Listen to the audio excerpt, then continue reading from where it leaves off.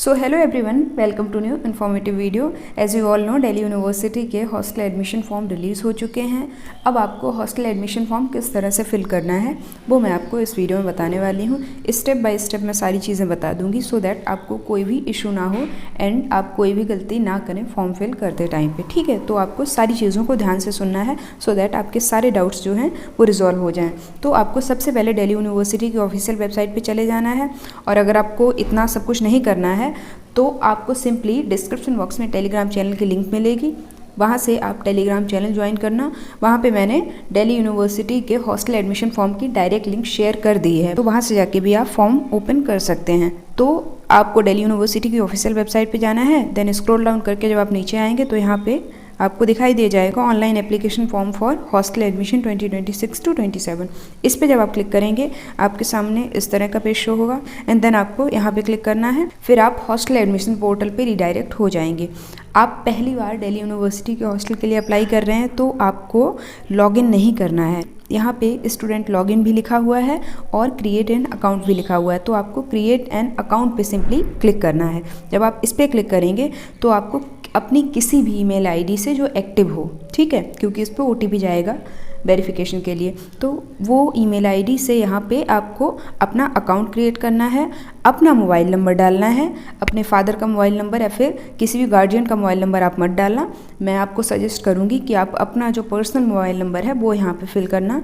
Then I have read and agree to the terms and conditions and privacy policy, इस पर click करने के बाद में आप रजिस्टर पे क्लिक करेंगे। देन आपकी ईमेल आईडी पे एक ओटीपी जाएगा, वो ओटीपी आप फिल करेंगे, फिर आपका अकाउंट क्रिएट हो जाएगा। अकाउंट क्रिएट करने के बाद में इस तरह का इंटरफेस आपके सामने शो होगा। यहाँ पे आपको अपनी उसी ईमेल आईडी से लॉगिन करना होगा जिससे आपने रजिस्टर किया था। ठीक है, आपकी ईमेल पे फिर से एक ओटीपी जाएगा, जितने भी बार आप लॉगिन करेंगे उतने बार आपकी ईमेल आईडी पे एक ओटीपी जाएगा, तो वो ओटीपी आप यहाँ पे फिल करेंगे। देन आपके सामने हॉस्टल फॉर्म शो होने लगेगा, तो आपके सामने इस तरह का इंटरफेस शो होगा। ठीक है, यहाँ पे आप स्टार्ट एप्लीकेशन पे सिंपली क्लिक करेंगे। यहाँ पे सबसे पहले इंस्ट्रक्शंस और डॉक्यूमेंट्स लिखे हुए हैं, यहाँ पे आप देख सकते हो। इस पे मैं एक डिटेल वीडियो लेके आऊँगी, उसमें मैं सारे डॉक्यूमेंट्स के बारे में आपको डिटेल में बता दूंगी। आपको स्क्रॉल डाउन करके जस्ट नीचे आना है। यहाँ पे दो ऑप्शन शो हो रहे हैं, एक तो न्यू स्टूडेंट एंड दूसरा री एडमिशन।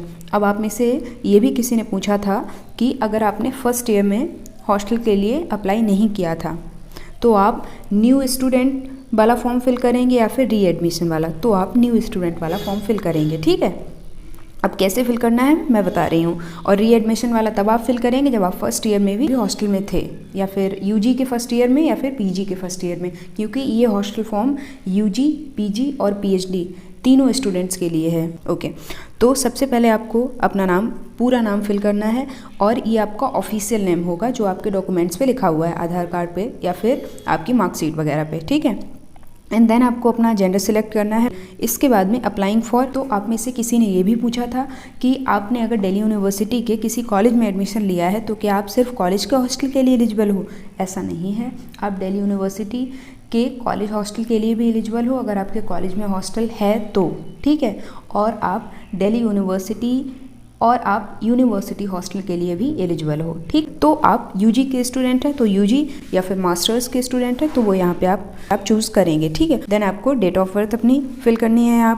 यहाँ पे आपकी ईमेल आईडी ऑटोमेटिकली शो होने लगेगी जिससे आपने इस पोर्टल पे रजिस्टर किया है।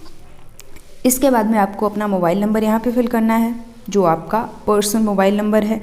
इसके बाद में आपको यहाँ पे अपना रिलीजन खुद से टाइप करना पड़ेगा, यहाँ पे ऐसा कोई सिलेक्ट करने का ऑप्शन नहीं है। इसके बाद में नेशनैलिटी इंडियन और फॉरेनर, देन मैरिटल स्टेटस, आप मैरिड हैं या फिर अनमैरिड हैं वो बताना है। ब्लड ग्रुप आपको यहाँ पे अपना सेलेक्ट करना है। इसके बाद में अगर आप नॉर्थ ईस्टर्न स्टेट से आते हैं, क्योंकि नॉर्थ ईस्टर्न स्टेट से आने वाले स्टूडेंट्स को कोटा मिलता है, रिजर्वेशन मिलता है, तो इसलिए यहाँ पे आपको फिल करना होगा। ठीक है, इसके बाद में रिक्वेस्टिंग हॉस्टल एकोमोडेशन, आपको नॉर्थ कैंपस के जो हॉस्टल्स हैं उनके लिए आपको अप्लाई करना है या फिर साउथ कैंपस के जो हॉस्टल्स हैं उनके लिए आपको अप्लाई करना है, तो वो यहाँ पे आपको चूज़ करना होगा।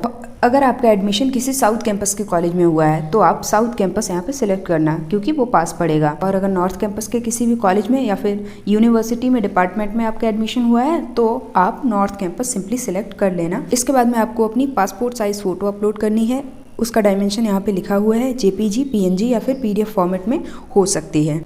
फाइल साइज़ 2 MB से ज़्यादा ना हो, नहीं तो यहाँ पे फ़ोटो अपलोड नहीं होगी।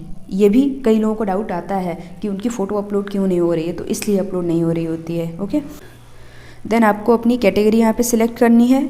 अगर आपके पास EWS सर्टिफिकेट है तो भी आपको अनरिजर्व्ड ही सिलेक्ट करना पड़ेगा, क्योंकि यहाँ पे EWS का कोई भी ऑप्शन नहीं है। देन आपको प्रायोरिटी सिलेक्ट करनी होगी if you are a CW applicant. Okay, then applicable special categories PWD, minority, CW candidate, sport quota और आप किसी भी कैटेगरी से बिलोंग नहीं करते हैं तो आपको कोई भी ऑप्शन सेलेक्ट नहीं करना है, कोई भी ऑप्शन चूज़ नहीं करना है। अगर आप CW एप्लीकेंट हैं तो यहाँ पे आपको उसका प्रूफ देना होगा, फ़ोटो अपलोड करनी होगी। ओके, इसके बाद में आपको अपना परमानेंट रेजिडेंशियल एड्रेस डालना होगा। यहाँ पे आप वो एड्रेस फिल करेंगे जो आपके डोमिसाइल पे लिखा हुआ है या फिर आपके आधार कार्ड पे लिखा हुआ है, क्योंकि इससे ही वेरीफाई होगा कि आप दिल्ली NCR रीजन से तो बिलोंग नहीं करते हैं। इसके बाद में 4th कॉलम है एडमिशन डिटेल्स का। आपका एडमिशन किस कोर्स में हुआ है वो यहाँ पे आप फिल करेंगे। ओके, आपका किसी भी कोर्स में एडमिशन हुआ है, UG या फिर PG। ओके, तो यहाँ पे आप अपना कोर्स जो है वो पूरा फिल करेंगे। फॉर एग्जांपल आपका MA इंग्लिश में एडमिशन हुआ है या फिर आपका BA इंग्लिश ऑनर्स में एडमिशन हुआ है, तो वो यहाँ पे आप पूरा फिल करेंगे टाइप करके। देन डेट ऑफ एडमिशन कहाँ पे लिखी हुई होगी, आपकी फ़ी रिसिप्ट पे लिखी होगी। ठीक है, इसके बाद में department, college, institution.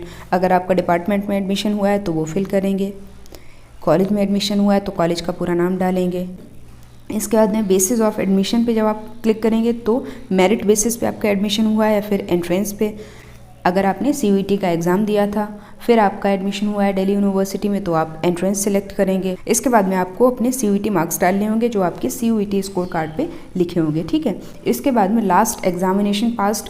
For example आप PG स्टूडेंट हैं, मास्टर्स के स्टूडेंट हैं और आप हॉस्टल के लिए अप्लाई कर रहे हैं, तो लास्ट एग्जामिनेशन पास्ट में आप लिखेंगे ग्रेजुएशन या फिर जिस कोर्स से आपने ग्रेजुएशन किया था वो लिखेंगे। और अगर आप UG स्टूडेंट हैं, हॉस्टल के लिए अप्लाई कर रहे हैं, तो यहाँ पे आप इंटरमीडिएट लिखेंगे और सब्जेक्ट्स भी लिख सकते हैं। ठीक है, कि आपके पास 12th में क्या क्या सब्जेक्ट थे।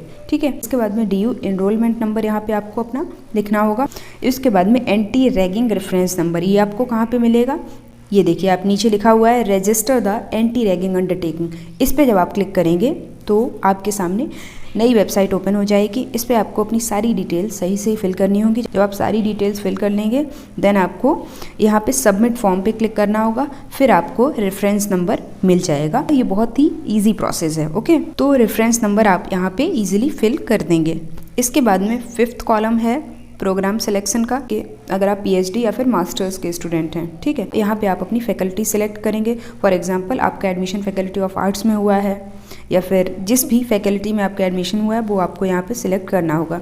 ये UG स्टूडेंट्स के लिए नहीं है।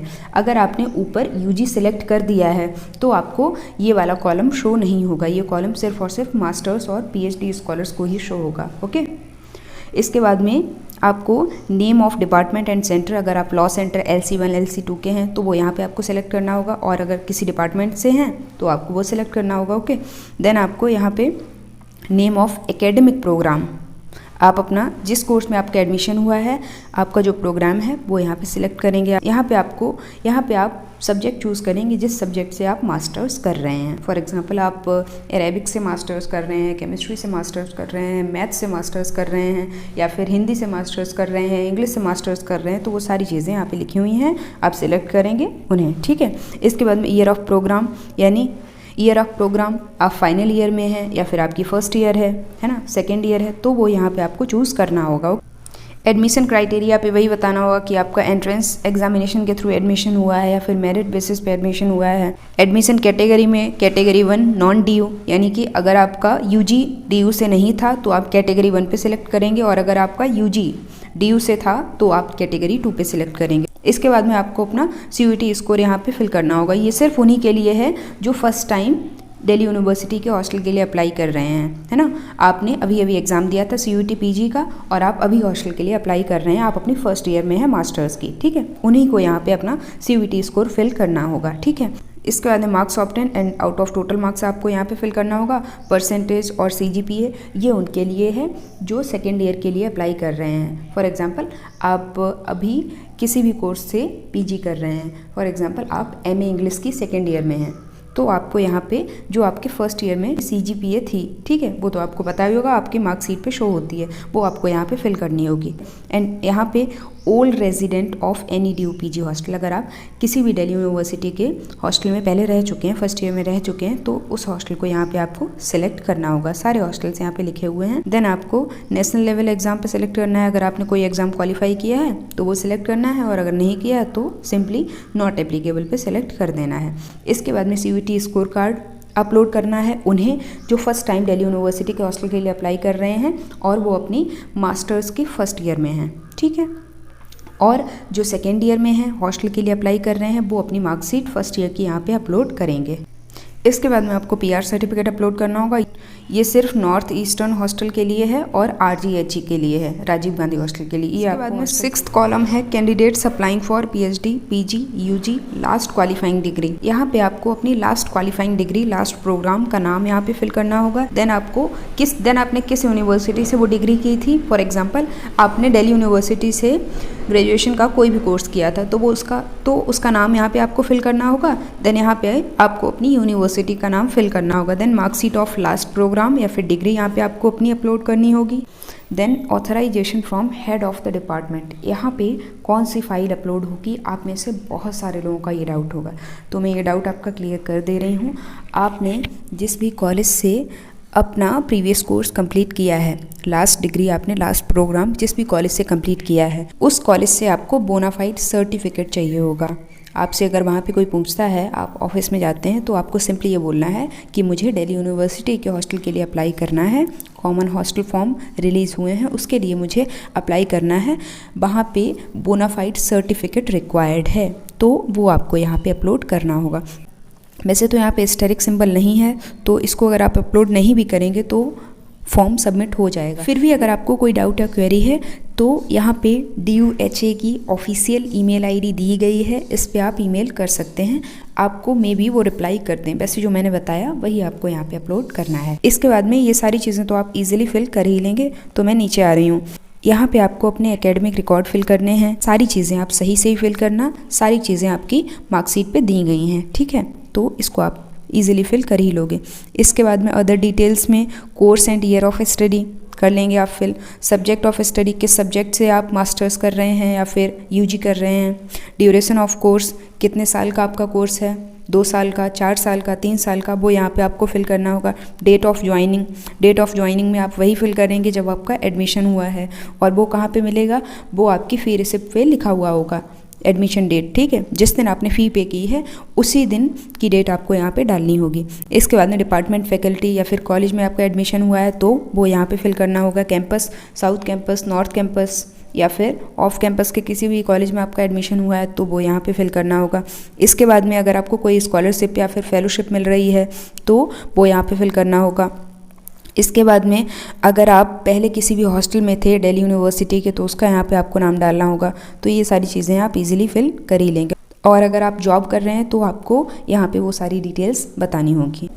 इसके बाद में आपको हॉस्टल प्रेफरेंसेस फिल करने हैं और इसी से आपकी रजिस्ट्रेशन फ़ी डिसाइड होगी कि आपको कितना अमाउंट पे करना है। ओके, 150 तो आपको पे करने ही करने हैं। फिर आप जितने भी हॉस्टल्स के लिए अप्लाई करते हैं 50-50 सारे हॉस्टल्स के लिए ऐड ऑन होता चला जाएगा। ओके, फॉर एग्जांपल प्रेफरेंस 1 में आपने अंबेडकर गांगुली हॉस्टल फिल किया एंड प्रेफरेंस 2 में आपने गीतांजलि हॉस्टल फिल किया। गीतांजलि हॉस्टल साउथ कैंपस में है, गर्ल्स हॉस्टल है। इसके बाद में थर्ड प्रेफरेंस में आपने मेघदूत डाल दिया। मेघदूत हॉस्टल DU सोल के ऑपोजिट में पड़ता है। इसके बाद में फोर्थ प्रेफरेंस में आपने राजीव गांधी हॉस्टल डाल दिया। तो आप देख सकते हैं 250 रुपीज़ आपको पे करने होंगे, वो यहाँ पे लिख के आ गए हैं। ओके, और अगर हॉस्टल के बारे में आपको आइडिया नहीं है कि किस हॉस्टल को फर्स्ट प्रेफरेंस देना है, किसको सेकेंड, तो आप कमेंट करना, मैं एक शॉर्ट वीडियो बना दूंगी। ओके, तो इसमें कोई इशू है नहीं। इसके बाद में स्क्रॉल डाउन करके आप नीचे आएंगे तो यहाँ पे आपको कुछ डॉक्यूमेंट्स अपलोड करने हैं। सबसे पहला डॉक्यूमेंट्स PhD स्कॉलर्स के लिए है, ये आपको छोड़ देना है। इसके बाद में सेकेंड डॉक्यूमेंट आपको अपलोड करना है, यूजी और पीजी स्टूडेंट्स के लिए है, तो ये आपको यहाँ पे अपलोड करना होगा। जो मैं डॉक्यूमेंट्स वाला वीडियो बनाऊंगी उसमें मैं इस डॉक्यूमेंट के बारे में डिटेल में बता दूंगी, ओके, क्योंकि ये वीडियो ऑलरेडी काफ़ी लंबी हो गई है। इसके बाद में आपको 2 लोकल गार्जियन चाहिए हैं जिनसे आपको फॉर्म साइन करा के यहाँ पे अपलोड करना होगा, ठीक है। और वो लोकल गार्जियन दिल्ली के ही होने चाहिए। लोकल गार्जियन के बारे में अगर कोई डाउट या क्वेरी है तो आप कमेंट सेक्शन में पूछ सकते हैं, ठीक है, तो मैं डिटेल में बता दूंगी।